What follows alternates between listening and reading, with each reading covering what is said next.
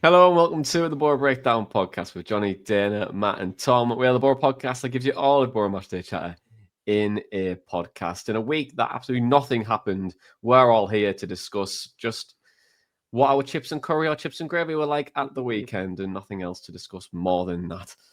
I'm only joking, of course. It's been a crazy, topsy-turvy week for Middlesbrough. A last-minute equalised by Luke Ayling. Rob Edwards is set to leave Boro and go to Wolves.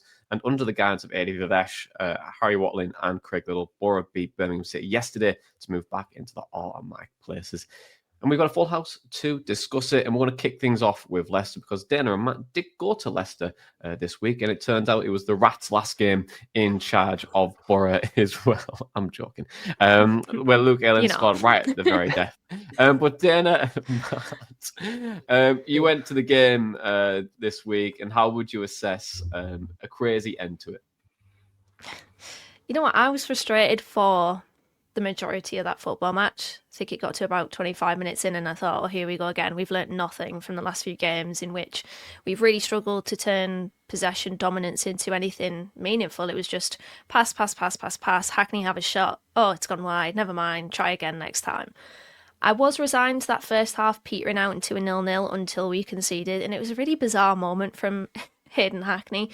We got something from the game, so I feel like I can laugh at it now. But the way that he tries to disguise the handball is so funny to me. Like, the ball hits him, and then he hits the deck, and it's like, oh, is this what it is now? A foul against the ball, maybe? It was just a really bizarre moment, right in front of the away fans as well. The second half, I think, was an improvement. The introduction of Riley McGree absolutely made one hell of a difference, I would say. But I was still frustrated with us going forward. Massive credit to the defence, though. They stood firm. They didn't, well, to be fair, Leicester were pretty god-awful, weren't they, really? Playing really reductive football, very dirty football as well. Time-wasting, hiking our players down at every opportunity. Fatawu should have absolutely been sent off for a second yellow for a foul on Matt Target, which he's still struggling with to this day. If you saw that horrendous photo he put on Instagram of his gammy foot. So, yeah, like, playing reductive football that I would expect from like a side that are down there struggling, not from a parachute payment side. Like, fair enough, you've got to play to win, however that is, and sometimes it's not pretty, but their performance was very strange. Although, again, credit to our defence, thought we were very solid throughout. I had lost hope, I'm not going to lie about that, but then finally a bit of quality right at the death as well. Quality work from Conway, shielding the ball wide right, making sure that it stayed with us. Quality work from Britton as well, just chopping away from Mavididi onto his right foot, delivering a wicked ball towards the far post. Quality header from Ayling and quality scenes in the away end. Someone behind my dad ended up underneath my dad, and my dad got kicked in the side of the head by a flailing foot. So this is the second time now at an away game that he's against Preston. He was belted in the back of the head by a flying phone, and then against Leicester he was belted in the side of the head by a flying leg. So that's just the glory of away days, isn't it? I've got a big fat bruise on my leg from the celebrations after that Luke Ayling header. Brilliant end to the game, but must admit throughout the whole of it, or the majority of it, sorry, I was quite frustrated. But good point in the end, we absolutely deserved it. Yeah, the lesson there is if you see Dana at an away game, watch out, because there'll be missiles coming from certain directions at some point in the game. They don't get me, thankfully, Matt. I mean, my poor dad. They don't get me, though. I'll get it next game, probably. Justice for Dave. Justice. And he dropped his pie before the game, which he was gutted about. I was going to say justice for his pie as well. He looked devastated when he dropped that. He did. He was. Yeah, I agree with Dana. I mean, I actually forgot that game even happened. It feels like it happened in a different season, a different month. It's just odd. Like, it's almost like it was a month ago, given what happened since. So it's a strange game to look back on. But yeah, I wasn't particularly impressed by Boro at all in the first half either. It was more of the same, really. And Leicester were equally just as blunt and poor going forward. I think they maybe edged the first half. They had a decent chance from a free kick, which I think Corley, the centre-half, if he connects with, probably scores. It's the only notable thing that happened, really. It was a bit of a non-event for both sides, and I was equally as disappointed with Leicester as I was Boro. I thought they were nothing to really look at, and it was a moment of madness at the end, really, to concede the penalty. I think Hackney misjudges the spin of the bounce of the ball, and then just sort of throws his arm at it. From where I was stood, it didn't look like a penalty at first, but I don't know what the rule is in regards to if your body's in the box but your hand's out the box. I don't know what the rule is to really say whether it was a handball or not. But I guess he gave the referee a decision to make, and they put away the penalty. And yeah, I thought we were better when McGree came on. I thought he and Nipan, but especially McGree, made a massive difference. I still wish we'd have tested the keeper more, but we certainly pinned Leicester back and put them under a lot of pressure, which was good. And yeah, I think in the end got what we deserved, I think, just for our endeavour and the pressure we put them under in the second half. So yeah, it's I think you look back on paper, you say it's a good point going to Leicester, but honestly, they were so bad. I think we wouldn't have had to have been all that much better to probably win the game. And who knows, if we hadn't have conceded a really silly penalty, we might have won the game second half. I don't know. So yeah, it's an all right point, but I can't say, despite the amazing scenes at the end, I came away from that game that impressed with Boro at all, really. Yeah, I'll come to the scenes at the end in just a moment. But Tom, Alfie Jones red card right at the end as well. He's now suspended for 2 more games, given that he's just missed the last game. Are you in agreement that it was a red card, or do you think that it could have potentially been a yellow? I am in agreement now that the emotions kind of worn off from the game. I think at the time I was screaming at the TV saying it wasn't, because he'd knocked it that far in front of himself. He was never getting it. Solbrin was getting there first. But then you look back on it anyway, and it's like Alfie Jones, I think, knows what he's doing there. Takes one for the team. So, yeah, looking back, probably was a red card. I think we'd all be screaming for it if it was against us. But yeah, at the time, I was looking at it and I was thinking there's a ton of kind of mitigation there that would put it into a yellow, but no, I think red was probably fair in hindsight. Yeah, I think even at the time as well, I was like, oh, well, is someone covering? Do we think that they could potentially get there? But yes, no complaints on that side, and apologies. It's 1 game that he's suspended for, and now he served that and is available for when we return. And then just, Matt, talk to me about the equaliser. You see Dana and get a bruise. You see Dave get kicked in the head. And for you, were you okay? There was no contact there. There was just a warm and very, reserved celebration from you, I guess. Oh, it was far from reserved, let me tell you. Luckily, I came out of it unharmed, but I was stood on the end of a row, so I always ensure I'm stood on the end of a row just in case I need that space to, throw myself around. But then again, I would be on the stairs then, so there's every opportunity I'd probably end up falling down the stairs. So it's, it's 6 of one and half dozen of the other in that regard. But no, the limbs at the end were amazing. You felt like there was maybe a chance with the pressure we were putting them under, but it did feel like a bit of a lost cause after we went down to 10 men. So, yeah, for Luke Ayling to rise and leap like a salmon and put that in the back of the net was awesome. And he deserved it. I couldn't have picked a better goal scorer on the night, to be honest. I thought he was outstanding in both, offensively, to be honest, and also defensively. And yeah, the limbs were absolutely awesome. It reminded me of the New Year's Day limbs at Hull when... well, do I call him Alain Gilbert at this point? I know You can call him Alain Gilbert for that moment. Yeah, for that moment. I know me and you call him Alan Gilbert at the game now, Jonny, but that's an inside joke. He's not even Alex Gilbert anymore. We've renamed him. But yeah, it felt like that again. It was just an awesome moment. Another great away day. And yeah, I think I've been to, if you include pre-season, 6 or 7 away games this year, and we've not lost a single one. So yeah, shove that curse. We're still unbeaten. And I might be going to Oxford, so get in. Why'd you say it? Why? Might be going to Oxford. Might. I'm going to Hull. You're an absolute shithouse, man. And speaking of shithouse, we have to return of Shithouse Island. Shithouse Island is coming back, and Riley McGree, get the ticket, get on the plane. You are going to Shithouse Island. Oh, finally. It's been a while. I can't lie. I don't honestly, I can't remember the last time we actually went to Shithouse Island. The island's a mess. There's leaves everywhere. Mateo, the bartender's gone missing. Yeah, and we've had to move islands as well because of inflation. So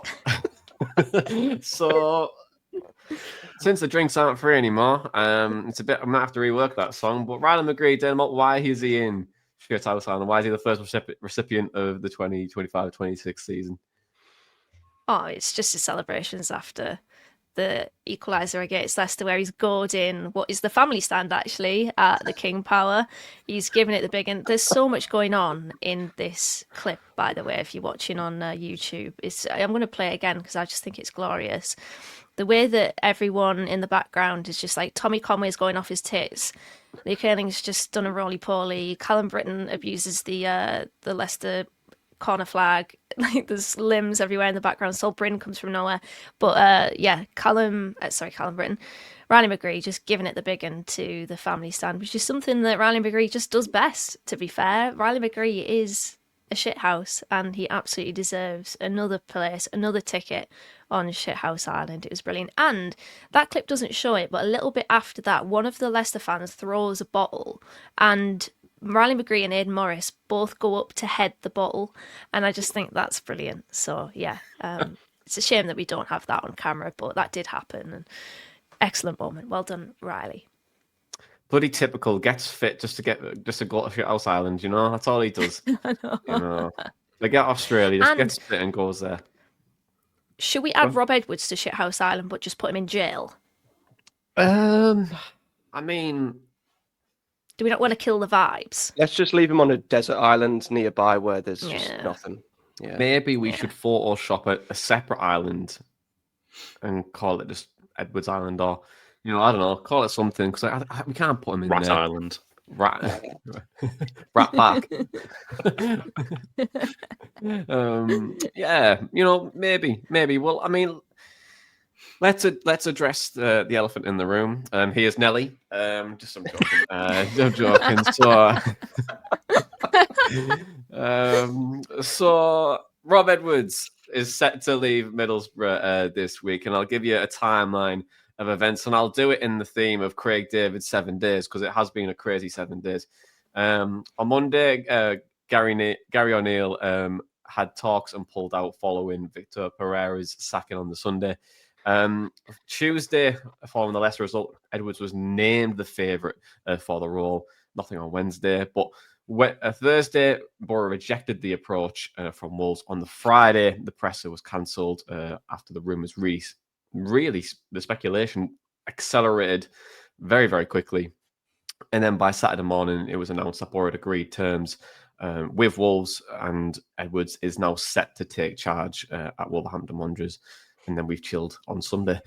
So what's everyone's thoughts on Rob Edwards leaving the Boro? Disappointing. I wouldn't say I'm kind of really angry about it or anything like that, because on one hand, it is a disappointment. On the other, it is, another opportunity, which I'll come to. I'll talk about why it's a disappointment first. In terms of personal reasons, everything like that as to why Edwards would want that job, I get it. And I think the disappointment is the fact that he's 3 months into a project here at Boro. My big worry when he started was that this is really a team that's been built in the 3 years prior. It had a lot of togetherness in the team. I would say it's Carrick's team. And my worry at the start of the season was, how is this team going to react to a new head coach? Is he going to get everyone on the same page? It had looked like Rob Edwards had done that and continued that. He'd obviously gone around doing his PR tour of Teesside, going into places like the Longlands Club, which he's apparently now barred from, which I thought was hilarious yesterday, seeing all those signs. He'd done all that. He'd stressed togetherness from the players and the fans and everything like that. And then that all just rings hollow now. So I think it would have been much easier to take if he hadn't kind of done that. And, he's also going to a project there where, Wolves fans don't even seem that happy about hiring him. And also they don't expect things to get better there. I didn't know much about what was going on at Wolves until I've, took in a lot of media in the last couple of days, and I heard someone say it looks like an ownership model that's lost interest, and you compare that to when they went up and they were signing people like Ruben Neves in the Championship. That's such a 180. So yeah, they've apparently lost interest in that club, and now they're hiring Rob Edwards, who, yeah, like I say, I can understand why he'd want that, living closer to family, obviously more money to his club. It makes sense, but it's disappointing the way he's done it. But it is also an opportunity. We've spoken pretty much all of this season at the fact that, yes, he's made us more defensively sound, but we all pretty much agree that it hasn't quite clicked in terms of attacking. Ideally, you want a balance of both, and it's an opportunity for someone to come in, work with this team, build on what's been created already, and if someone can come in, sort those attacking issues out, and keep the defensive solidity, then fantastic. That could potentially prove a little bit more beneficial to Boro in the long run. Obviously, there's still a bit of a disappointment because of where he's left us in the league, but it should, on paper, attract a better caliber of manager than if we were, say, 21st, 22nd in the league and in desperate need of turnaround. So it's really a great project for whoever comes in now. Yeah, I mean, sorry, Dave. Sorry, go on, Matt. I was going to say I'm disappointed, but I'm also, I would say, angry by it, and I was getting progressively more angry. And for some reason, when I saw the club statement, it made me even more angry, because I guess that sort of clarified that everything we speculated and thought was happening had happened. Because some did buy what he said in the press conferences, some didn't. I thought as soon as if Wolves come in, he's gone, because he just did not bat the speculation away at all, and he had opportunities to do so and didn't. I didn't expect Wolves to come in for him. That was the difference. I thought, why would they go for a manager who was on the scrap heap 6 months ago? Couldn't even get a championship job probably, and never mind a Premier League job. But they clearly want someone who's going to go in there and PR his way into turning the morale around their fan base around. Whether it's a quick win or not, I don't know, because ultimately, as we said when Edwards came here, we said, results will eventually tell the ultimate story, regardless of what he says in the media, and it'll probably be the same there. But I think in terms of what they probably want, a manager who's going to go in there, spin a load of words, get their fan base beating the chests, and exactly like what he did here, it'll probably work to begin with. I guess he's a ready-made championship manager for their inevitable relegation, which I do think is inevitable. So I can see why they've went for him. And I guess to get the sort of devil's advocate stuff out the way, I can see why he's gone there from a financial point of view. God knows what he's on, but it'll be a lot more than what he was on here. Closer to his family, relationship with the club, okay. But even despite that, as I say, he's leaving a club who picked him up from the scrap heap 6 months ago and gave him a chance to become a championship manager once again. And that was probably unlikely anywhere else. And he's gone to Wolves to do what? Probably lose a load of games, 99%, get relegated, and be a championship manager again in 12 months' time anyway. Yeah, with a parachute side, but he'll be under pressure. And if he doesn't deliver, if he is still at the club when they're in the championship, then we've seen it this season, he'll probably be out of a job this time next year if he doesn't do well there. So I think he's gone back there to be seen as the knight in shining armour, to probably feed his massive narcissistic ego, if I'm honest. To be seen as someone who's went back to his hometown club and tried to save them. But the likelihood is he'll be back here in 12 months with another relegation on his CV, and his reputation in terms of loyalty will be shattered further. So yeah, he could dress it up as his dream job, but he's 42. He's got a long career ahead of him still. Take one look at Wolves, they'll be relegated. And if things didn't work out here for him, by the end of this season, hypothetically, Wolves would have come down. He could have gone for the Wolves job next season, and he'd have had a year here. He'd have tried. I mean, it might have been a little bit more passive on him leaving, but yeah, I don't buy a lot of it. He's done to Forest Green Rovers he's done to us what he did to Forest Green Rovers. He'll probably do it again. He's disrespected a chairman who's given him a chance, one of the best he'll ever get in football, for owners who don't seemingly care anymore. he's let down a head of footballers, backed him. It's gone to a team who don't seem like they're investing at all in their squad, and he's disrespected a fan base who've tentatively but eventually bought in and backed him. And he's gone to one that will love him at first, but I'm sure that the emotional tie and all that will wear thin if he doesn't start getting results, regardless of where he's from. So yeah, he's disrespected a top Championship club looking to get promoted for one that's probably going to be in the Championship this time next year, looking to get promoted. So yeah, I find it ironic that he's going to Wolves and he's a wolf in sheep's clothing. And I'm not going to mince my words. I hope he gets relegated with Wolves on record-breaking low points, has another relegation on his CV, and is no further from where he was here, and his stock's lower this time next season. But it could be a blessing in disguise for us. I completely agree with what Tom was saying. You know, let's not pretend there weren't doubts around Boro, and were performances that great? Were we overperforming? Were we on the edge of fine margin games? I know it's all easy saying that in hindsight, but what a great job it is for someone to come in and pick up. And I'm sure we won't be short of applicants. So it could be a blessing in disguise, and it could be, you know, we might look back on his tenure in 10 years' time laughing because we got promoted, and his 14-game spell was actually a successful one because he set us up to someone else to take us on and get promoted. So we'll see. But I've got no real respect for what he's done at our football club, to be honest. Yeah, completely agree, Matt. Never underestimate a man's ego and the desire to be a hero. I think that's the exact case with Rob Edwards here. I, like you, Matt, have been really extremely disappointed and a tad angry. I wouldn't say angry for myself because I didn't really connect with Rob Edwards. He was merely just somebody that managed my football club. And I didn't buy the guffling bollocks that he was spouting in pre-season, talking about how he's the luckiest man in the world and he's so privileged, blah, blah, blah. Just standard new manager spiel, trying to get buy-in from the fans before a ball is kicked. But I'm angry for the supporters that did buy into that.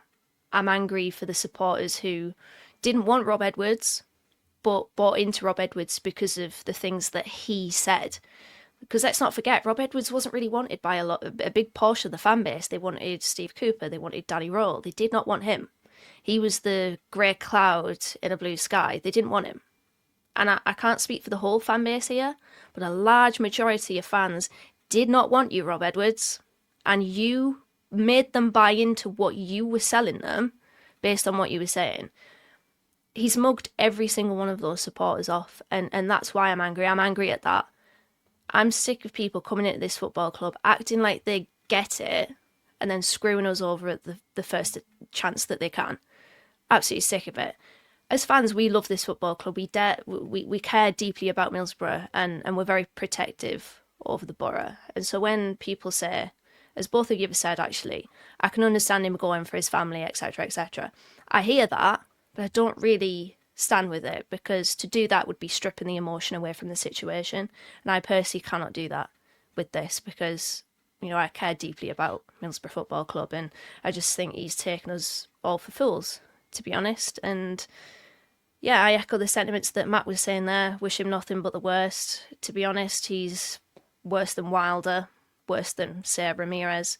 It's just a feeble, hollow, disingenuous person that, yeah, I'll probably hate watch Wolves for the rest of this season, for the rest of the time that Rob Edwards is there. That's nothing against Wolves. It's everything against Edwards. And I do wonder what the players think of this and thought of this, because for players that didn't sign in the summer, for players that welcomed Rob Edwards to the club, you've got a new boss there, you've worked with him, you've gone through pre-season with him, trained new tactics with him, and he leaves you after 4 months. Talking about family. We're a family after Preston away, we're a family. The players, the staff, the fans, if we want to achieve something, we have to do it together. Well done, Rob, you've walked out on that family. It's ridiculous. I can't really believe it, to be honest. It's accelerated so much. I just can't believe that we will probably soon, be recording a podcast about a new manager. It's crazy. But we should have seen this coming, because, he seems to like to play clubs for fiddles, and I can imagine Steve Gibson is furious with this, as will Kieran Scott be as well. It's just, what an arsehole. Danny, you mentioned about the players there. I do wonder how this is going to kind of serve us going forward now, and what any prospective future manager, like from a psychological and like culture building point of view, is going to have on the hands with that. Because I think the players, like I said, a lot of times last season, I feel like the players always had that togetherness. I think, Carrick's obviously created that team and built the culture. But even when it wasn't necessary, like you could see it when we were scoring last season, the players were all together and celebrating together. I think this is a close-knit group. And I think the way they'll have reacted, I think you could see it yesterday and it was like almost defiance. But I do wonder, any manager that comes in, I wonder if they're just going to try and harness that for the rest of the season. Just be like, look, this guy's walked out on you for whatever reason. Go out there and kind of do it with a chip on your shoulder and just kind of encourage that. I think that could be a way to go about it for any manager that comes in.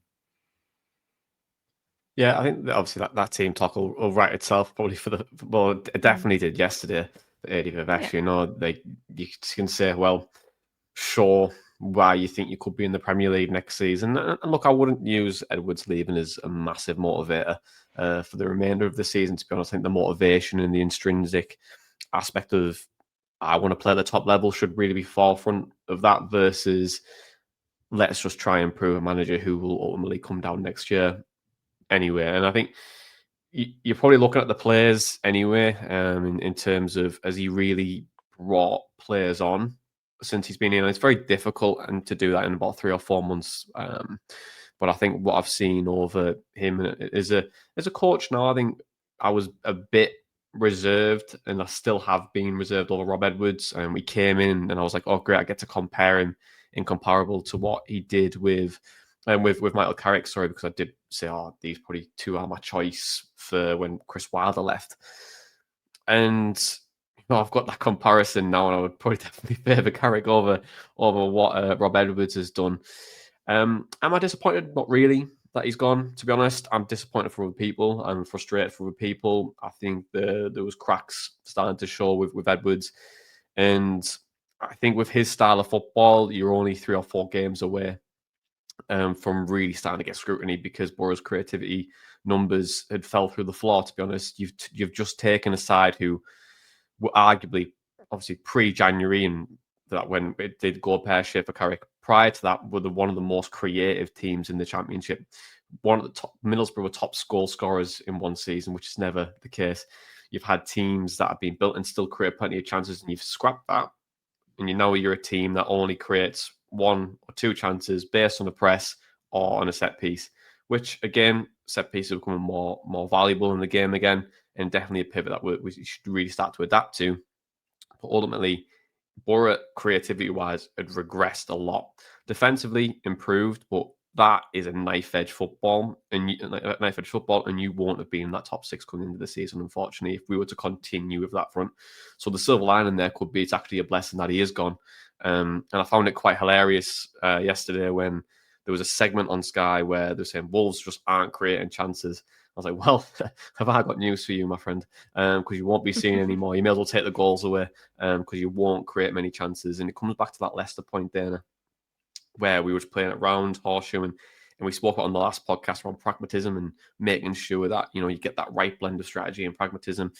And we were in a place where I don't think he really fully understood where to take it. So for him, it's a great move at that point because he can go away and say, well, actually, my stock's quite high because I've put Middlesbrough in 3rd or 4th in the Championship, when ultimately we've been a playoff team for the last 2 or 3 seasons. And yes, the reservations were there around this year because there has been a lot of change. People were concerned from January onwards and saying, well, actually, probably will be mid-table. And that is a really valid point. But ultimately, we had a squad good enough there to really compete. And all you needed to do was tighten it up probably. And you might be there or thereabouts. But for me, I just think it's one of those things. I feel for Kieran Scott, feel for Gibbo, I feel for Chris Jones because they've had to recruit and pivot because of what Rob Edwards wanted. We've had a good start, but there's cracks starting to show. And ultimately, I think he's done the whole irony probably of it all. Is that he's managed to unite a fan base, Dana. When he's been saying about being united, everyone's together. He's managed to unite everyone, hasn't he, by leaving the football club? Yeah, he has. And you know what? I do want to add to the silver lining point that you mentioned there. I do feel like him leaving might be a blessing in disguise, because I'm not going to lie, I was starting to very slowly wither away watching us. I hadn't enjoyed a Boro performance since Ipswich at home, and that was very good. I must admit, really enjoyed it. But out of Edwards' last 8 games, I only enjoyed one of them, and it was that. And by the way, in those 8 games, only 2 wins. So performances weren't good, and results were faltering as well.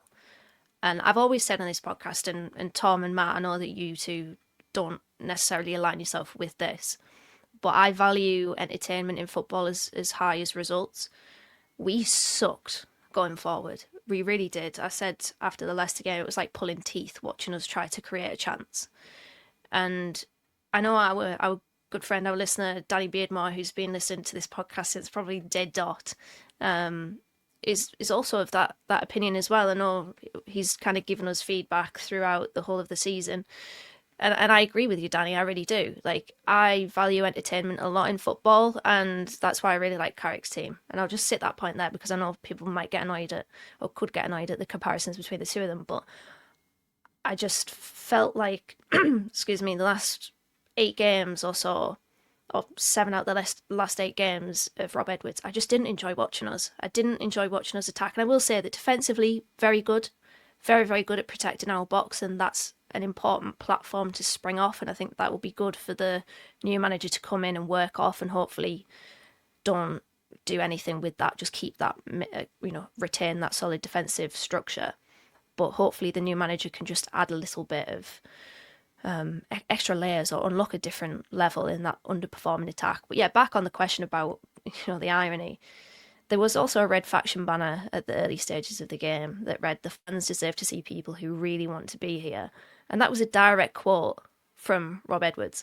You can genuinely litter this whole podcast with quotes that Rob Edwards has said, not only at the beginning of his tenure at Middlesbrough, but reinforced throughout the whole of the 4 months that he's been at this football club. And I would say that each and every one of them have aged like milk. So it's just, irony. He's united us, and that's as far as I could go in regards to credit for him, to be fair. Yeah, and I can understand as well. Like, I think around the whole frustrating of us as fans, because once you welcome someone in, you I think the very T-side default is, we'll welcome him. We're very loyal as a group, and I can't just to take the sentiment out of it from a Boro fan perspective and look at it from an Edwards standpoint. Sometimes these moves do happen. It is a massive gamble on his part, especially the position that they're in, and longer term as well, because I definitely feel that Edwards has taken this job on sentiment versus his actual logistic understanding of what position, like the position the Wolves are in. They're in a really difficult spot. They could lose investment that I know they're looking to sell. Got players who aren't performing very well. They don't look like they're going to turn the corner. They're not going to create many chances. So ultimately, you're going to take a big pay rise now, maybe 6 months' work. But then after that, if it doesn't go well, it's a really difficult spot for him, because who's going to take him on after, the Forest Green situation? Luton fans were really very anti-Rob Edwards towards the end. And then additionally to now, he's now pissed off another fan base to go to a Wolves team who will have his back for a few games. He'll say all the right things. He'll say, we're a family, we're together, we're all this. And you could probably do like a bingo card of what he'll say in the first few weeks. But that'll wear very thin with Wolves fans. They're very, very high in terms of standards of what they want to see on the pitch. They do want to be excited, and they will want to be together, and they'll want to see good football because they're used to it, and they have been used to it over the last few years. They've had some really good success. They're a great club, but ultimately they ain't gonna take that. I think they will want results very quickly, and I don't think he has the time to do it. And the fixtures that he has in the next 8 games are really, really difficult. So ultimately, it's a big job for him. And look, there might be people at Middlesbrough who will move with Rob Edwards, and that's that's fine. They can go with him, but ultimately, I think it's a really bad decision on his part.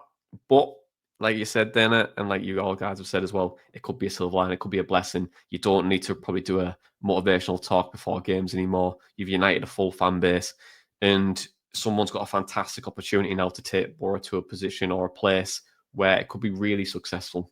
But ultimately, yeah, I think with Boro fans, I think the next manager that comes in, I think they should just basically say, hey, I'm here to drive results. I'm not here to drive it like togetherness, all this, the jazz hands of what managers can potentially say. I think if someone came and said, look, I'm here to get this club promoted and that's it, that's good enough for me, to be honest. And I think everyone would probably agree with that, to be honest. But we have got a lot of questions. Like, everyone has been asking us, who do we want? Who wants to come in? Who would you guys like to come in as manager? I know we find it quite difficult to share suggestions because a lot can happen. We don't really know who is going to be in the frame in the end. But do any of you guys have any thoughts or people who you would like to potentially come in now Rob Edwards has departed? Bob Mortimer. It's popping egg in someone's ice bath. But in all seriousness, let me do a Lampardian transition. I don't know. I really don't. I think the manager pool out there right now it doesn't look great, to be fair. I think as well, you're looking at, based on history, somebody that is out of a job and somebody that is British. Obviously, Karanka was the outlier there because he's not British. But I don't really know who you go for. We've been linked with Carlos Corberán. He's not British. Does he come in? I don't know. Does it matter? I don't know. Will that record of, well, not record, but long-standing history with appointing a British manager just end? Who knows? We've been linked with Barry Murphy as well, who's the current Cardiff manager. And who else? Alex Neil, who's at Millwall. So yeah, that's 3 managers actually that are in jobs at the moment. Carlos Corberán on the verge of the sack at Valencia, but I don't really know. I feel like I've barely processed Rob Edwards leaving and the whole events of this week. I can't actually believe that we're going to be looking for a new manager soon. Me and Tom were talking before we came on air.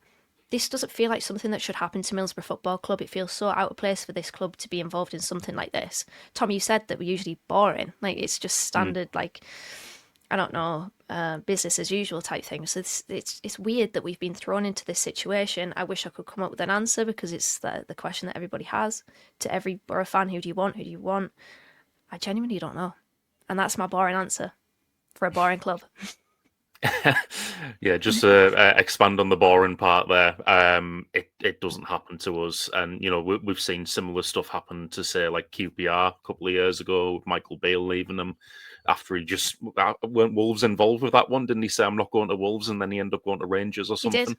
Yeah, that's right. Yeah, so...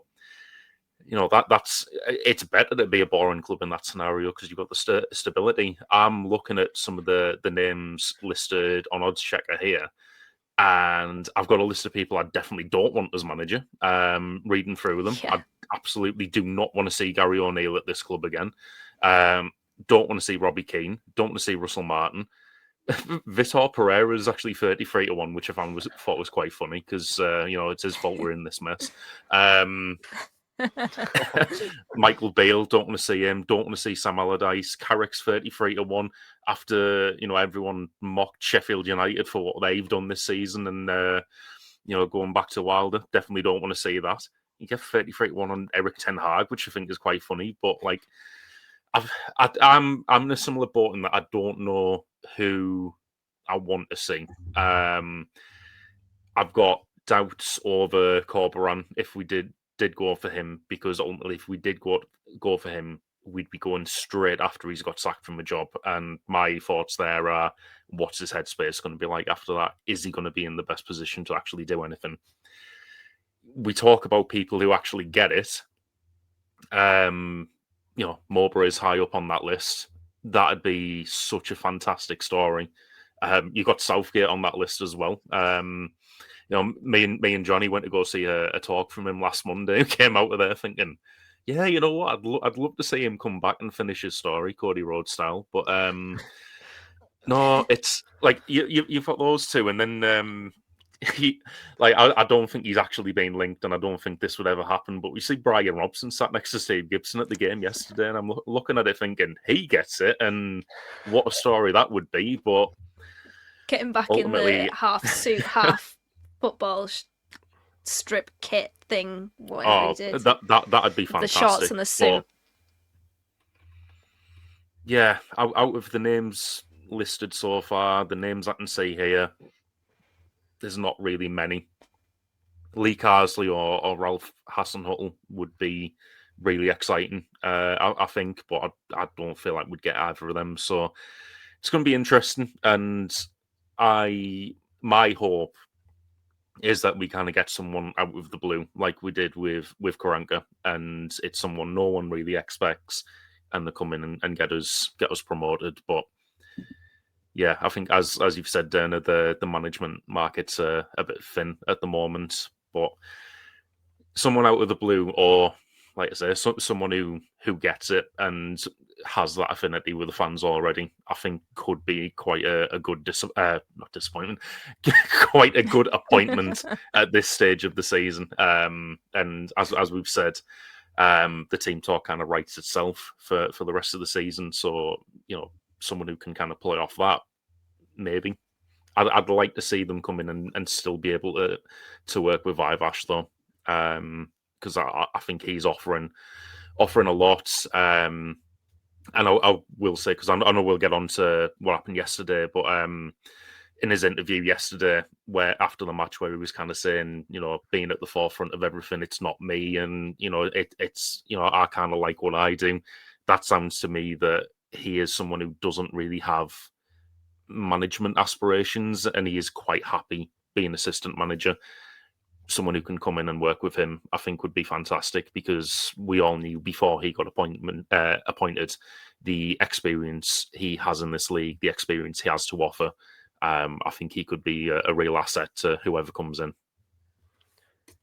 Yeah, I'm not usually one for sentiment in football, and I don't ever normally like going back. So normally I'd look at a Mowbray or a Southgate and I'd go, no, I couldn't take seeing them come back and fail again. But I think at the moment, fans would only probably trust and get behind someone who literally has been so involved within the club previous, because I think at the point, like you alluded to, Jonny, if a manager come in and starts spouting about togetherness and buzzwords and PR, I mean, Boro fans are never going to trust that ever again. I mean, you saw last week when the speculation around Edwards, all it took was that first initial pre-match pressure at Leicester, him to just not flat out rule out, and it was like wilder flashbacks. The PTSD was coming back.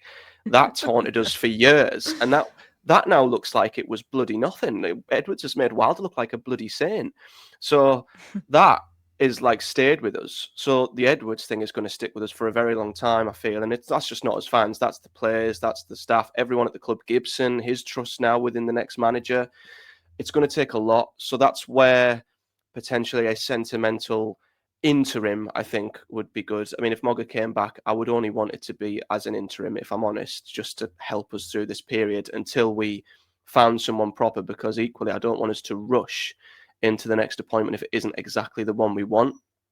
And then that's where you start looking at the current pool of managers, and I completely agree. There's not many at all that I jump out and think, wow, yeah, that's someone I would like. I mean, the last manager I personally wanted at the football club was Carlos Corberán, and I'm going back to pre-Carrick. That was who I wanted back then. Obviously, Carrick kind of came out the blue, and then Edwards sort of was a predictable appointment. So I still have a little bit of an affinity with Carlos Corberán, but then I agree massively with what Tom was saying. I don't really want someone who's coming straight out of a job and straight into this one. You're then looking at, okay, is there anyone who fits who's been out of work for a while? I can't think of anybody. So Alan Kirkbishley. Finally get his man. Finally. Yeah, so honestly, I don't know. I don't know what we're going to do, and I don't feel that confident we'll have someone in the dugout for Oxford, to be honest. I think this could be something that might take a little bit of time. I'm glad we've got an international break to get as much of a head start on it as possible, but I don't see anybody out there right now that could come in, unless, as Dana said, we pluck someone out of thin air. And, when you look at the limited, I guess, filters, and you can tell I've been playing the new Football Manager, the limited filters when you're searching for like a checklist or, a what you want, a requirements list for a new manager. Gibson's is usually quite limited, as we mentioned, with out of work British managers. But as you say, Boro are never in this position. So we don't have the luxury to probably be that limited. I think to really get the right man, he might have to look outside of the usual list of requirements, the usual pool of managers that are available right now, because I just don't think there is that much. So will that mean we're going to pluck someone out of a different country, a different nationality? And I guess it's also down to the work Kieran Scott's been doing, because, you know, I'd still like to think, given any situation, he'll have a list, because, as he said, you know, when we had Carrick, he's got to be prepared, because Carrick might have been swooped by a Premier League manager, equally could have got sacked, just like any manager might after a good or bad start. So you'd still like to think, regardless of how unbelievably unique and unfortunate these circumstances are for the club, Kieran Scott will still have a list that will hopefully help us. But yeah, it's going to be interesting, isn't it? Do we have to do something a little bit different to get the right man in at this point? Or will we just take a lot more time to make sure it's the right one? The one thing I will say off the back of yesterday and off the back of what Tom said, if Adi Viveash stays at this football club, I've got absolutely no problem him continuing to lead the team from here on in until we get the right man in, because I agree, I don't think his aspirations are that he wants to be a manager. That was the first game ever in his career I think he'd taken as head coach yesterday. I'm sure he said after the game, which is amazing. What a great day that is. And if it's the only game he ever takes as head coach, what a game it was. So yeah, if we keep him in charge for now and he stays at the football club, which I really hope he does, and we get someone in who can just get the results, then I'll be happy. But who that is, not a clue.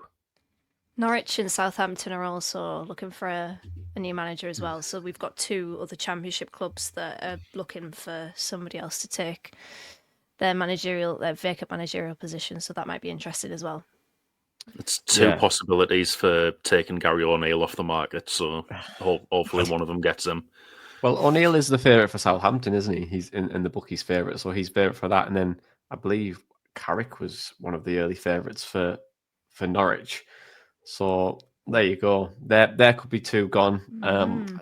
And I know a lot of Norwich fans have been after Michael Carrick. So I mean, it might just be something or they'll go for. But it does scream Russell Martin back, you know, at Norwich as well. I wouldn't be shocked if that was an appointment coming to you very, very soon. I think it screams Russell Martin to Boro. Oh, I've thought it for a long time, no. to be honest. God, no.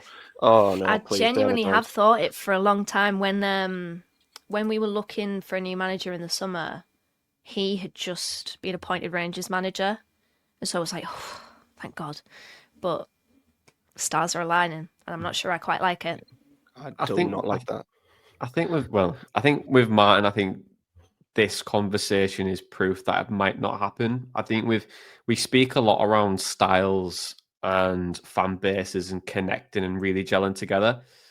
I don't think Middlesbrough fans massively enjoy possession-based football, and he is an extreme manager in that world. I think fans can accept, you know, a bit of possession, a bit slower sometimes. But I think Boro fans really love just that direct style. Someone who's on the counter, aggressive in the press, big challenges here and there. You know, I think we prefer physical teams versus the very technical teams, which I think is why Carrick probably wasn't fully over at some capacity with a lot of fans, because his team and his vision wasn't as physical as what, say, another Boro team might have been. And then so it's a very unique profile I think we have to go for. And I know that I'm really struggling with a few names of who we could potentially go with, to be honest. I think Mowbray is your very sentiment one. He would definitely work with Adi Viveash. I think additionally to that, I really like Lee Carsley, but a part of me is like, well, I don't think Carsley's way of playing will reflect well on what Boro fans want. I think he's very possession-based, very technically excellent, and I don't think he is a manager who fans might get behind, unfortunately. I think Corberan, I think really good, adaptable manager. Definitely echo the sentiments for you guys when you're saying around like what's his headspace like. Nuno's doing that at West Ham right now, and slowly starting to turn a corner with them. There's a lot of people who you could look at. Honestly, I laughed when I seen us get linked with him initially, or see him in the betting odds. But Steven Gerrard is so like Middlesbrough coded, and I'm like, Jesus, I think this just screams ex-player managerial experience. You know, we've had Carrick, we've had Southgate, you know, and you got Gibbo does like giving people the first job.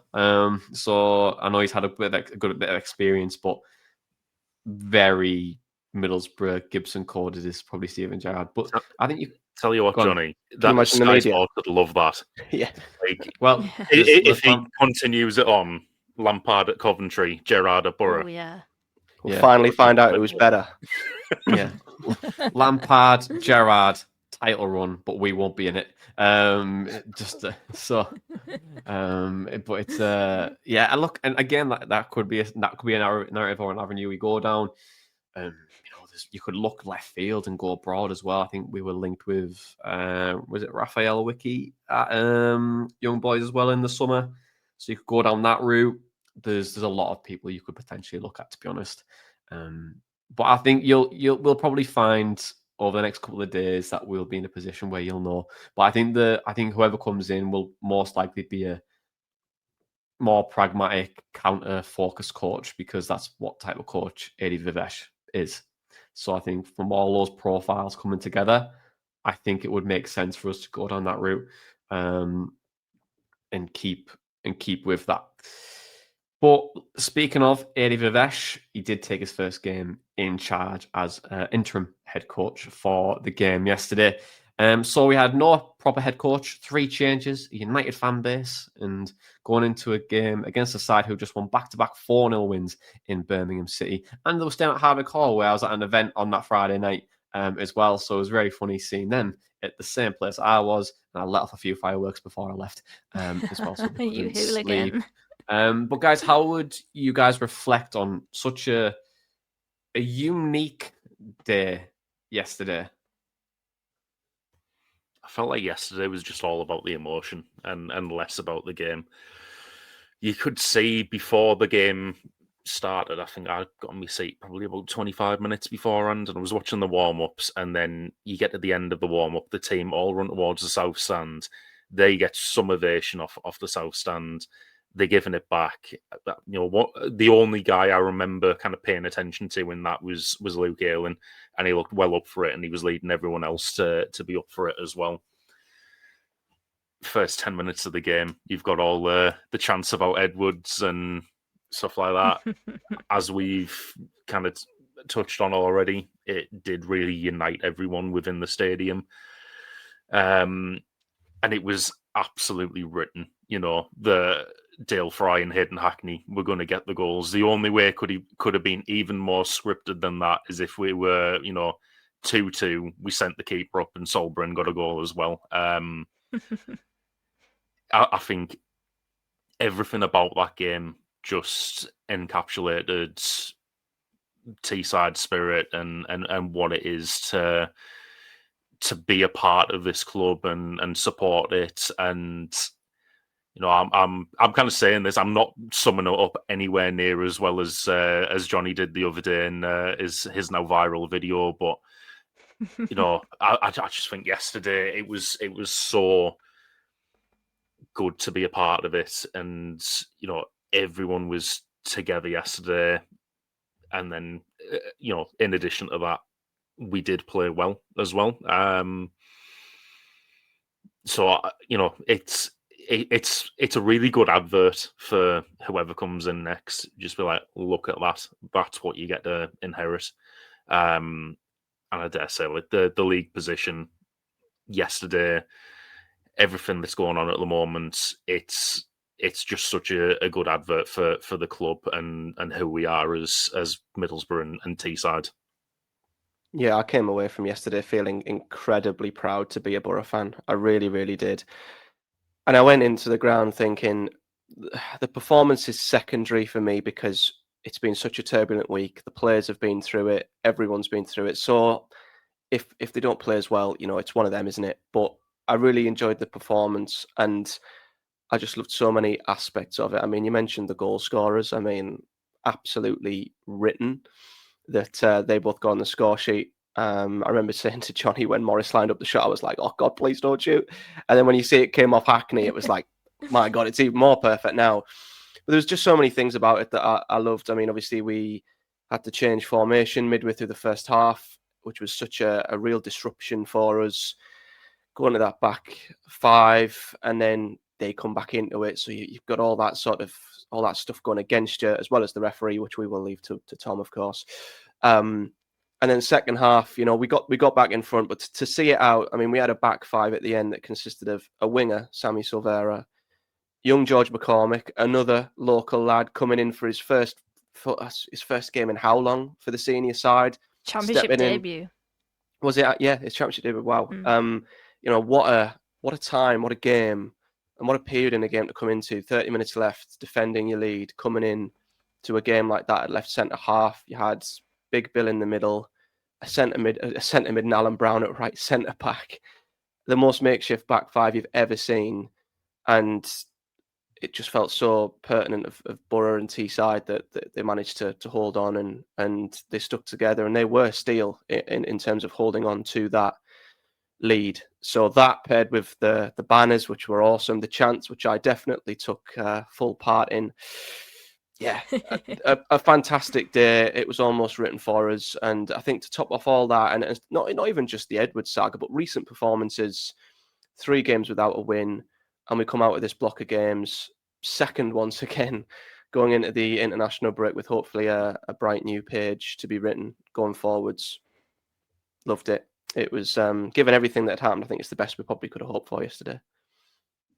Yeah, that was my favourite game of the season. I think that is exactly what Teesside is all about and what this football club is all about. And yeah, again, I just want to kind of triple the point on Hayden and Dale as well. 2 people that absolutely undeniably care about this football club, and they cannot and will not ever fake that like Rob Edwards did.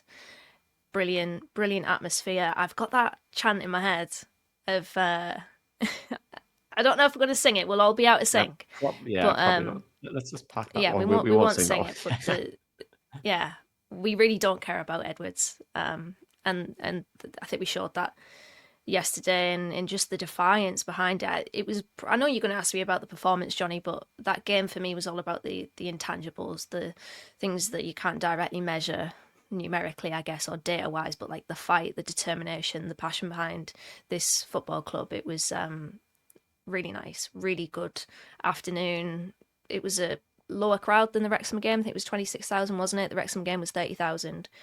But every single person in that stadium yesterday, I think, made their voices heard, and it was a fantastic afternoon. And through the adversity, we really saw, again, what this club is all about. It's not the first time that Teesside has really shown its spirit and steel. And just shows that we will not be defined by one man, one hollow, horrible, just feeble attempt of a man. It was brilliant. Really good afternoon. That's how you really feel. But Rob Edwards, that's how you feel. Crook. Really feel. There we go. A crook. I'm glad that you said that word, not something else. We'll. But yeah, I think to round that point off, I think a united fan base and the way we're currently positioned, it's just fuel. And you can't beat it when everyone comes together like that. And it felt like one team was only going to win it. When I got to the game yesterday, I thought we were a side and such a good buzz about the place. And I know on the flip side, Birmingham fans could think, oh, well, the manager's gone. That's a massive impact. But ultimately, I think that can be sometimes quite naive because they don't really know the ins and outs and the intricacies of it. And I think when Edwards was announced that he wasn't taking the game, I was like, yeah, we've won that. We've won this. And because of the fireworks as well off at 2 a.m. But in regards to the performance, D, how would you assess the overall performance against Birmingham? I thought we were all right. It was a good battle, and credit to Birmingham as well for the part that they played in that. We did have to plough through some adversities. The Edwards situation, obviously, coming into the game. 2 long stoppages in the first half with Pike getting, I think his shoulder popped out, and then Dale Fry went down as well. Injuries, so that, and then the ref, which Tom will get on to. I was so proud of that performance. They really did dig in. Dom Shaw said after the game, Dom Shaw of the Northern Echo, he said Teesside 2, Birmingham 1. And I think that's a perfect summary of the game, really. Perfect summary of the game. I did think we were a bit better going forward without being great. And I think the reason for that was Riley McGree, just an excellent footballer. I thought he was running the game in the first half, to be fair. Just very good at looking after the ball. And in situations where I would expect a player to lose possession, be dispossessed, he just finds ways to keep hold of the ball and play Boro forward. That first goal as well from Dale Fry was so important, especially it being in the first half. I think that they deserved the fans to see a goal or not wait too long for the breakthrough, for that moment to celebrate. Good finish as well by Fry from a corner, assisted by Callum Britton. That's his 3rd assist in 4 games. So, yeah, all the criticisms that we've been aiming at him and the challenges that we've been aiming at him on the podcast, he's doing well, to be fair, in regards to getting those assists. The second goal was just a bit of class from Hayden Hackney. Great bit of innovation. I think he 100% meant that, so I'm going to give him all the credit. And the hilarious thing about it is I'm pretty sure that will go down as an Aidan Morris assist, even though it was a really feeble, meek shot, but we'll take it. I think he'll take it as well, but that was brilliant. Second half, I don't really think Boro got going necessarily. Birmingham did pile on the pressure. They were threatening us out wide. When they brought Keshi Anderson on, I thought his deliveries into the box were really good. There was one that he just hung it to the far post, and it was I can't remember, Kiago, I think it was, that had it. Was former Celtic striker, I believe.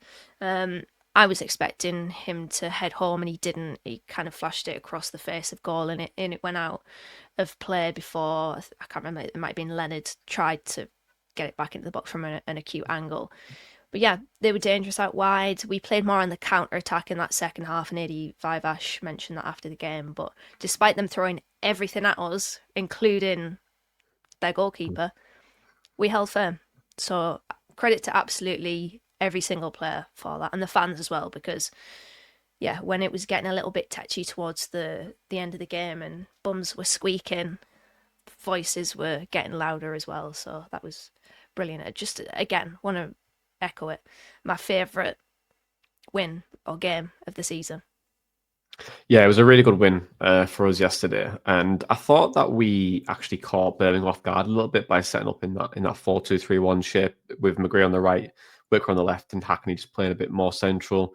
And ultimately, I thought it was a game which was really influenced by key moments. And once we got ahead, I thought there was only one team that's going to win this game even more. And I thought, we'll continue to press on, and we'll continue to really expose them, because there's such an expansive team, Birmingham.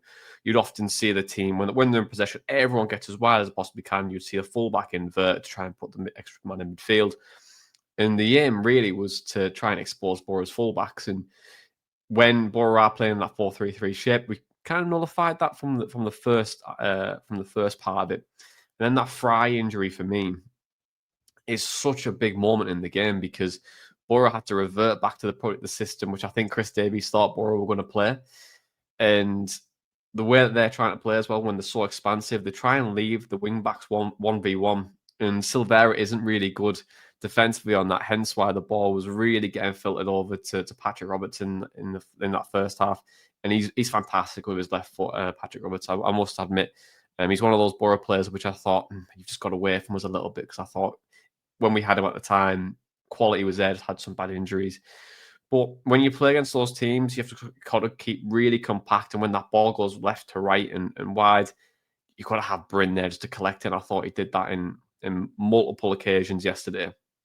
But saying that as well, I thought we were good value for the win, but I would, if I was a Birmingham fan, probably be scratching at my head a little bit to say we've had multiple chances today, and we probably should have came away with something. That Patrick Roberts header as well, where he hits it straight at Bryn. The Kyogo chance as well in the second half. There was multiple moments and big moments as well, as even in the first half too, where Roberts hits it straight at Bryn. The moments where we've got away with it in the future, but it's in the future it's like one of those things where okay, if we have a better defense, we might be okay there. But I would say if I was Chris Davies and a Birmingham fan, I'd be a bit bemused as to how we've actually lost the game.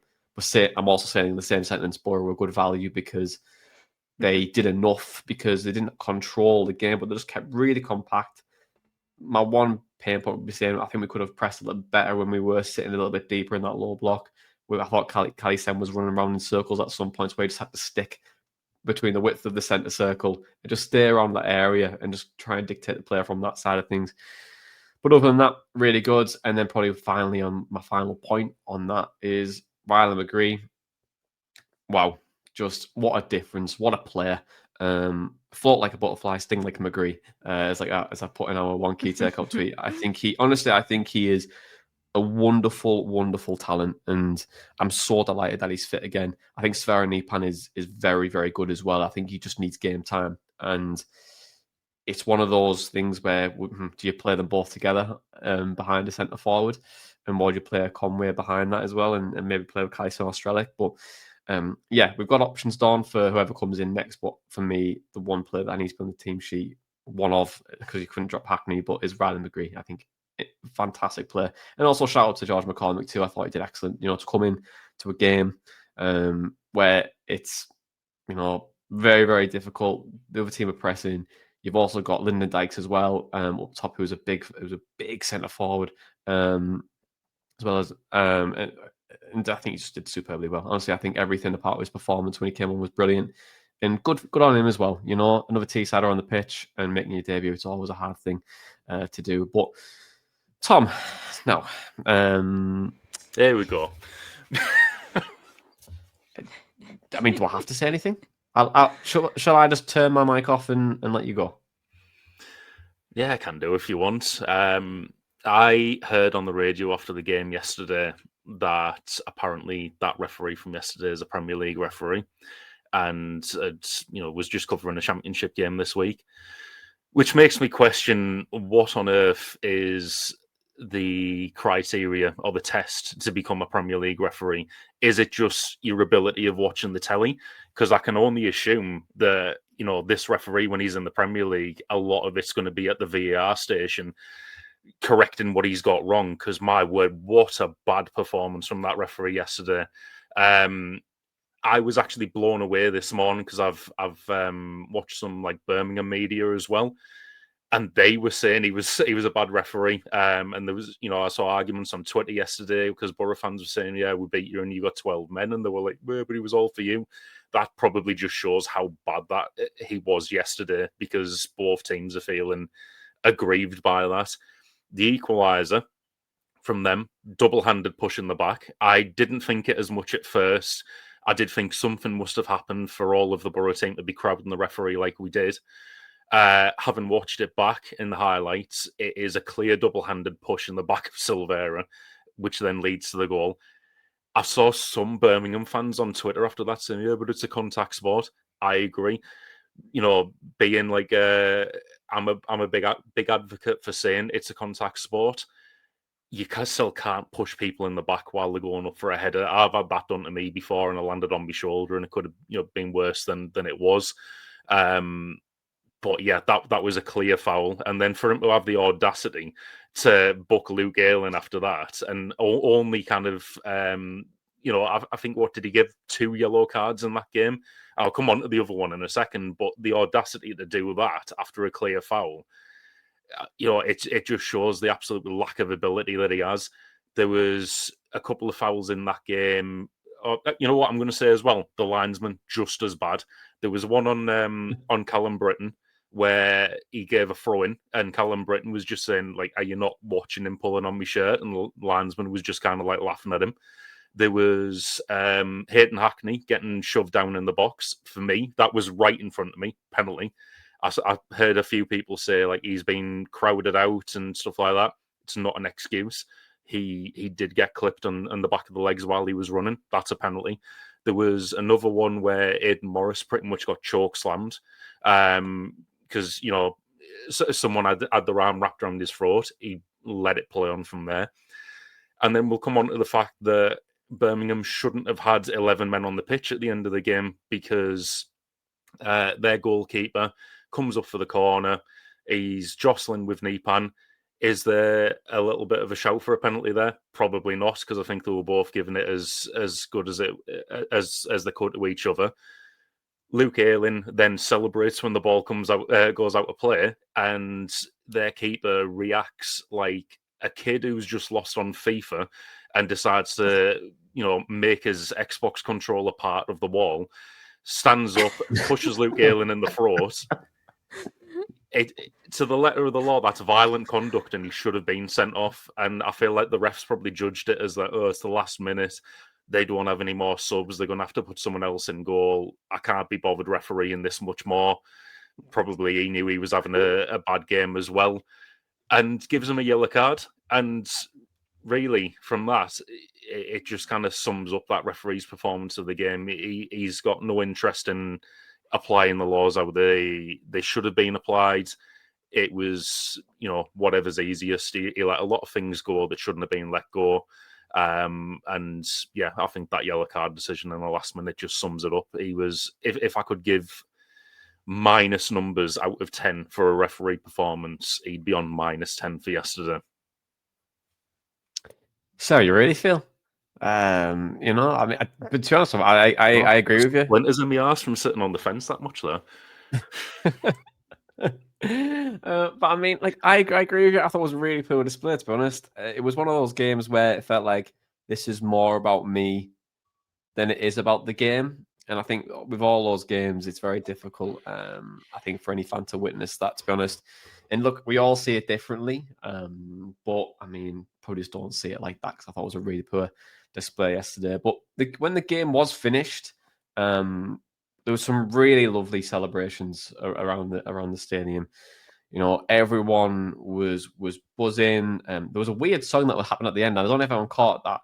I don't know what it was, but weird song at the end. Anyway, but was it the snake? I think somebody put on Twitter that the PR system played a song called "The Snake." I don't know who it was by. But yeah, apparently that was. There was a bit of shithousery yesterday because the Boro admin was like, when Dil Fry scored, they put a photo of him celebrating, and the caption was, "He knows what it means." And when I saw that at halftime, I could not get any, I could barely get any signal, but I saw that and I was like, it was the snake. The Snake by Al Wilson, and I honestly shit you not, it came on my Spotify in the car on the way home. The same song. I took a picture of it on the way home. What an Easter egg! What an Easter egg, I didn't even... I was like, what the hell is this song? Because I'd never heard it, but, well to Middlesbrough. Shithousery at its finest. Should we run it back? Should we run it back? Should we put them in Shithouse Island as well? Boro's admin. Admin and John Foster. Yeah, John Foster in Shithouse Island. It'd be fantastic. But maybe next week we'll do that. But the scenes were on the end, and then it was finished off quite nicely with Adi Viveash's press conference. I thought it was everything that you want from a press conference. I just wanted to hold a moment to say, does anyone have any thoughts or feelings on what Adi Viveash had to say? Because I thought it was an excellent presser at the end. Yeah, I agree with you. It was really interesting, I thought, because he's not coming at it like a manager. He's coming at it like a member of the coaching staff. And he talked us through exactly what we did tactically through the game. And it's something that we are likely not going to get very often. We were talking earlier, like Birmingham obviously put us on the back foot in the second half, created a lot of chances. It does, from what he was saying, it does kind of show that it was kind of by design as well, because we did have to alter things. We had to play on the counter-attack.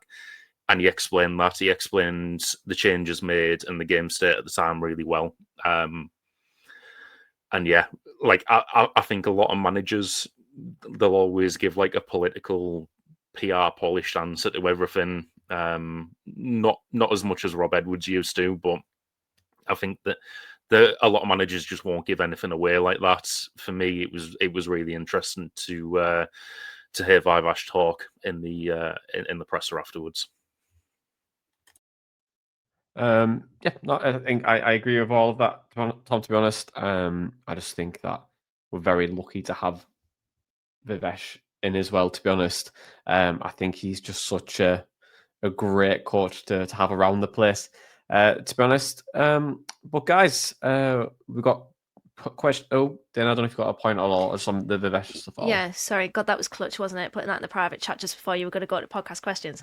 Yeah, I just want to say about the post-match scenes. Unfortunately, because I was trying to be clever, I got out straight after kick-off, full time, and I really regret that because I wanted to stay back, but I wanted to get to BBC Tees before I was desperately out of breath, as I have been many times this season. Trust me, those West Stand stairs are horrible. But Adi Viveash obviously having the fist pumps towards the South Stand, and he said afterwards, it was a really funny part of the interview actually, that it's not really him to do that, and he was uncomfortable, and he was probably beetroot red and had to quickly get off the pitch. I just thought that was really funny, and really good that he got his flowers for that, because Adi Viveash is somebody that has got massive respect in the game.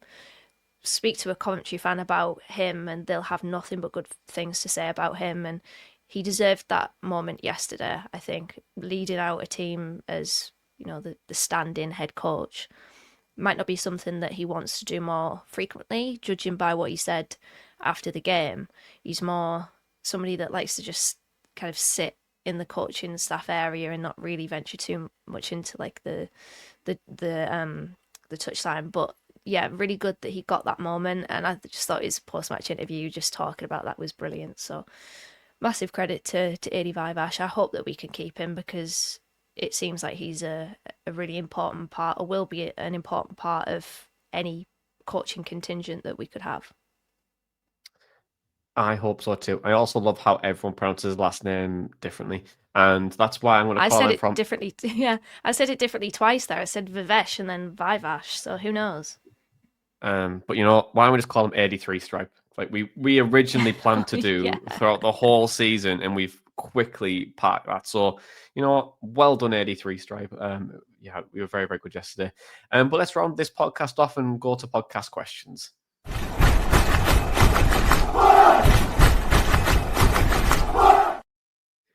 Yes, podcast questions. Every week you get the chance to ask us a podcast question. You could email us at theborobreakdown@hotmail.com. You can tweet us at @theboro_breakdown. You can follow us on Instagram and send us something there. Or alternatively, you can cook up Armo, put a note in there, and we'll get one, and we'll cut it open. We'll open it up, and we'll see your question there. Or even arrange. That's so stupid.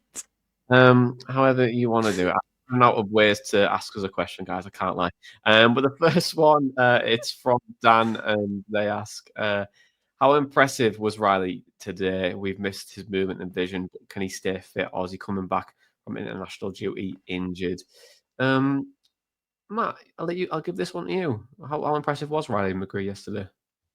Yeah, he's just amazing, isn't he? It's such a huge benefit having him back in the team. I didn't actually know if he'd been called up for Australia or not for international duty, but yeah, hopefully he comes back fit. And all the words coming out of Edwards. I mean, you don't know what to believe now, do you? But what we were told anyway was that, you know, they were keeping him back for as you know, as long as they could, so that when he finally came back, he would stay fit. And I honestly thought, well, if he gets injured again upon his return, I just can't see what more we can do to keep him fit regularly. So fingers crossed, you know, all of his injury woes are behind him, because he is such an intelligent footballer. He gets into some really great areas. He almost knows what he's going to do with the ball before he even receives it. And yeah, his vision is outstanding. His passing is really good. His quality in the final third's great. And I think if you stick him behind one of the strikers, it will hopefully really help the issues we've had creatively. And he's also got a good shot on him as well, so he can provide goals himself. I think he just gives us everything we need in that attacking third. And I was really relieved to see him start yesterday. I didn't think he would. Genuinely, I didn't think he was ready for a start. I thought they'll give him another 2 weeks. So yeah, that's hopefully a real vote of confidence and a good positive sign that he is in good shape, and especially going into obviously a huge busy period after this break. He'll be right at the forefront of the new manager's plans, and he can be the difference, because I believe he is that good. So, yeah, over the moon to see him back, our beautiful Australian shithouse. Yeah, he's just a wonderful talent, isn't he? Wonderful talent. And then the final question as well is from Neil on Twitter, and they ask, what's going on with Alex Bangura? He's been fit for the last 6 weeks, yet he's yet to kick a ball and can't get a look in ahead of a right-footed winger. Yeah, Alex Bangura, he can't really seem to get in the team at the moment. Dana Moult, would you like to take this one? Yeah, I think much like McGree, actually, the way that he's been managed, it might just be a case of managing Alex Bangura similarly as well, because he's been out mostly since the start of last season. Obviously, he came back in pre-season and got injured again, so there's been a few setbacks with him, which is a massive shame because I do feel as though he can be a good part of this team at left wing back. Very direct, quick. Again, I have to mention that whimsical running style that I do like from him, but it feels like we've only watched about like total of maybe a half of football of Alex Bangura. Like I don't know what it is for definite, but I last remember watching him at Blackburn away, and he got injured in that game, and it's just been a really difficult road to recovery from for him. I don't know if we'll see him play for Boro again, if I'm being honest. He's one of those players that just seems to be made out of Rice Krispies, and I think that's a massive shame. Riley McGree's much the same, in fairness, but hopefully McGree can maintain fitness, and who knows, we might see Alex Bangura back in the team. I know he's been back in the squad, but back in the team, and I do hope that he can maintain fitness or get it back, because it's not only him getting back fit, but getting back up to speed with the rigmarole of football, like we've seen with Lenihan, and he got injured again as well. So certain players seem cursed. Lenihan's one of them. McGree's another one. Bangura's the third of the unholy trinity. So yeah, might just be a case of managing his time and his fitness, his health, all that good stuff. I mean, you could probably have an octagon of like injury curses in our team, especially with our defence at this point, even with Dale Fry getting injured yesterday as well. But yeah, I echo that sentiment. I don't think Alex Bangura is fit. I really don't. I was saying to you, wasn't I, yesterday, Matt? I was thinking that he's just in a really unfortunate place where he's probably fit enough to make the bench and has enough quality, but it's important for him to be around the group as well and be part of that matchday experience, even when he's not fit, because I think mentally it's really challenging to come back from injuries, which keep you out for such a long time. So there is that aspect of it, but ultimately I think he's going to probably appear like Joe Hendry in a few weeks' time, probably. And we'll see how it goes from there. But guys, thank you so much for joining me, as always. And to listeners and the viewers, thank you so much for engaging with us, especially over the last week and this season as well, because it's been very well appreciated from all of us. So Boro round off the week with a win and more united than ever. And who would have thought it? A manager preached about unity, we would achieve it by leaving it as well. So, but Boro are the strongest it's ever been when it's together, and Teesside is at the heart of it. Who's going to stop it? Up the Boro.